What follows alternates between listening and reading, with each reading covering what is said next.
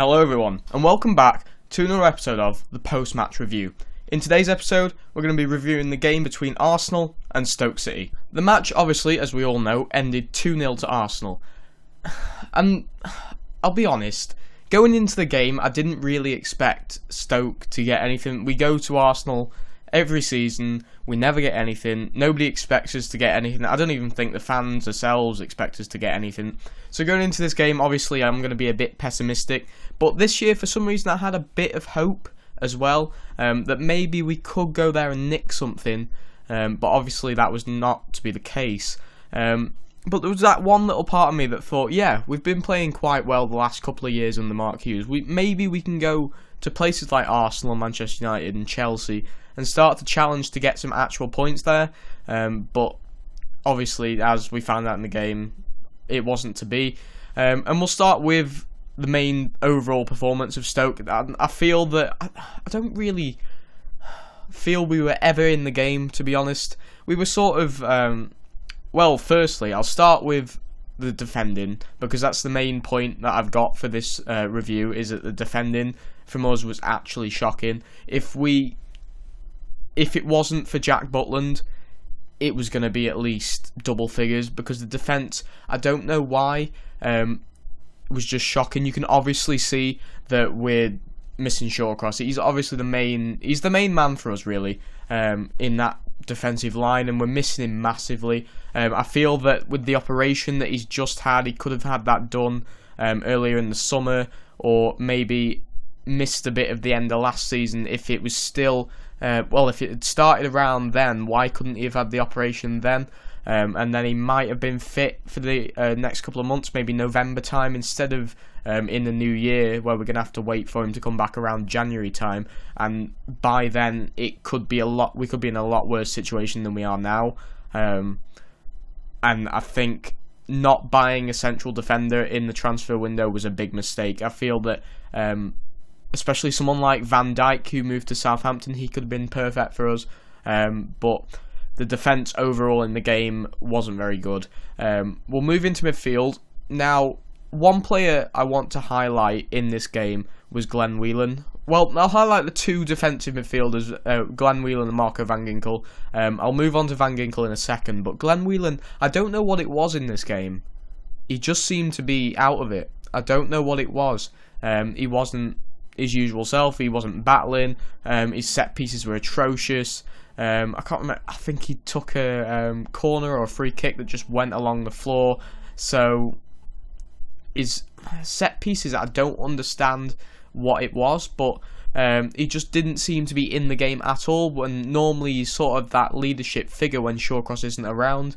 So I'm not really sure what went on with Glenn Whelan. But Marco van Ginkel is a player that's annoying me a lot, because when he came in, I thought, yeah, we've got a decent replacement for Steven Nzonzi. It was always going to be tough to replace him, because obviously last season he was by far our best player, and to lose him wasn't good at all for us. But I thought Van Ginkel coming in, he's young, he's fresh, he's a new talent, but I don't know what it is.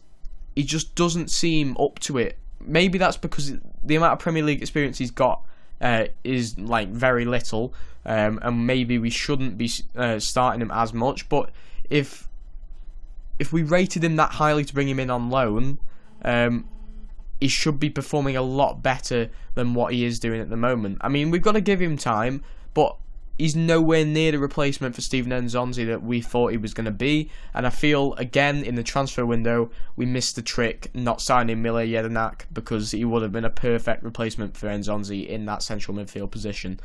Now, we'll end with the strikers for this part of the review. We started up front with Joselu. I think we gave him his first Premier League start of the season, and I'll be honest, what was it? What was that performance? I mean... oh my god, I don't understand him.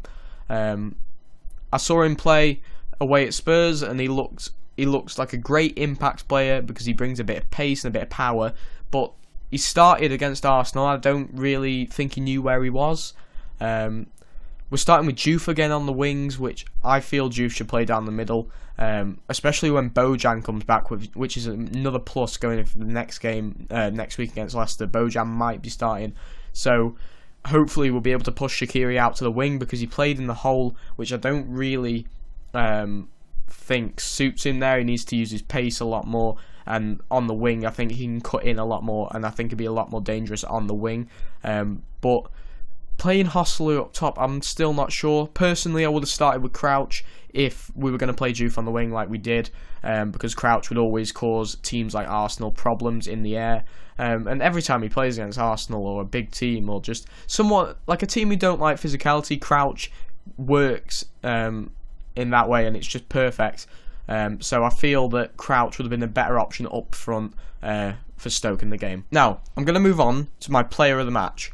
And I think we all know who that's going to be. There's only really one man in that game that could have been the player of the match, and that is Jack Butland. Mainly because I think if Butland wasn't playing and we had someone else in goal, maybe Shay Given or Howgard or whoever we could put in goal, it would have been at least double figures. He absolutely saved us so much in that game, and I actually think Butland is going to be one of our players of the season. I think he is going to be so much better than Asmir Begovic was for us, and that is quite hard to beat, because a couple of seasons he was fantastic, Begovic, but I feel Butland just has something different about him. His distribution with the ball is so much better than Begovic, and I feel in the game against Arsenal it could have been so much worse if he wasn't on the pitch, and he just made some fantastic saves. Games against Norwich, Spurs, he saves us so much. He makes brilliant saves every game, and I feel especially in the Arsenal game he showed that, and he also warranted why he should be pushing for that England #1 spot. Maybe in a couple of years time he will be that #1 consistently, but I feel at Euro 16 he could definitely challenge Joe Hart for that position, and he should be, because he's putting in performances like he did at the weekend. He's going to be player of the match every week, and yeah, that's why he's my player of the match. Moving into next week, Stoke have got Leicester at home. Now, we're in that sort of spell now where we've got 2 home games in a row. We're playing Leicester and we're playing Bournemouth, and both of these games now have turned into games where we desperately need points. I think the game against Leicester is going to be really, really tough, because as you probably know, they've started brilliantly, especially with that win against Aston Villa at the weekend. They did brilliantly to come back, and I feel that they can really hit you on the counter. They've got a lot of pace and a lot of skill, so I feel that it's going to be a really tough game against Leicester. Not as easy as some people think it might be, but we definitely need the 3 points from it, because if we're not getting it, we could be looking at that relegation zone for a little bit longer.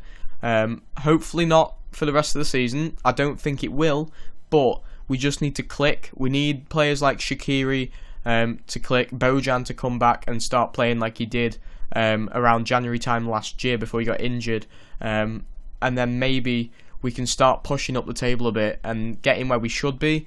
But if anything, I would take 17th every season, so I'm not that bothered at the moment with what we're doing. I do have faith in Mark Hughes, and I think as long as we get the 3 points on Saturday, we're going to have a decent season. But yeah, going into next week, we definitely need a win. So that was my review of Arsenal versus Stoke City. I really do hope you guys enjoyed it. If you did, leave a like down on the video below. Also, leave a comment with your views on how Stoke did in that game. And also, if you are new and you do enjoy the content, be sure to hit the subscribe button down below, because that'll help me out a lot, and it'll show me that people want to stick around and see more content from me. So, until next week guys, see you then.